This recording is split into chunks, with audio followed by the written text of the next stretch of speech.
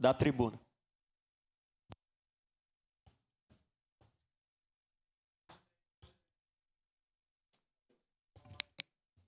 Senhor presidente, senhores vereadores, público que nos assiste, tanto aqui no plenário quanto em suas residências, eu tenho muitas dúvidas sobre esses projetos. Algumas foram faladas pela vereadora Sandra, pela vereadora Estela.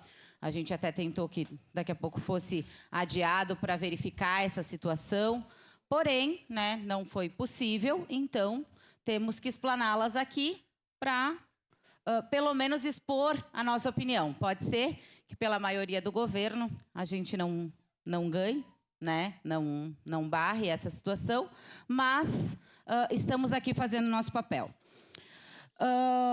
Eu falo da questão maior ainda do que o recurso despendido para ir lá buscar essa estrutura. Eu falo da questão da restauração. Aqui falada pelo vereador Eloy Frisso, que possivelmente vai vir através de emendas e daqui a pouco Lei Rouanet e tudo mais. Será que nós não estamos buscando praticamente um Castramóvel 2? Para daqui a pouco ficar exposto na cidade mais uma vez sem nada acontecer? Porque o Castramóvel a gente veio através de emenda, ficou 2 anos na garagem da SEMA. Isso é inevitável. É inevitável de falar. A gente tem que falar sobre isso. Agora eu falo um pouquinho do que o vereador, presidente dessa casa, Lucas, falou. A gente tem tantos espaços na nossa cidade, cartões postais da nossa cidade, que não são cuidados. A Praça Dante, eu fiz um vídeo agora, sábado, sobre o abandono da praça. O abandono da Praça Dante, de tantos movimentos históricos, do busto, da Rosa dos Ventos e tantas outras situações. A drogadição ali tomou conta. No domingo, não tem circular na Praça Dante. Os moradores de rua amanhecem ali e ali ficam pelo Banco do Brasil e tudo mais. Então, será que a gente não está deixando de se preocupar com o que a gente tem para ir lá buscar outra situação que a gente vai ter que despender outros recursos? Eu falo da Lagoa do Parque Oásis, abandonada pelo município. Nenhuma secretaria é responsável. Tivemos que ir até o Ministério Público para verificar quem é que vai fazer a revitalização e limpar a lagoa. Gente, a gente está falando de recurso público, mas falta vontade política. Porque tem vontades políticas que vêm para essa casa muito rapidamente, sem discussão. E ali no projeto, mas vai ser assim. Mas está no projeto? Não, não está no projeto. Mas vai ser assim. E daí, a gente pode confiar, será? Será que vai ser realmente assim?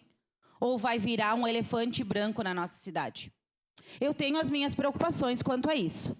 Quanto à restauração, eu sou uma defensora da cultura. Defendo a cultura, defendo o turismo da nossa cidade. Mas a gente não pode fazer isso a qualquer plano, a qualquer jeito.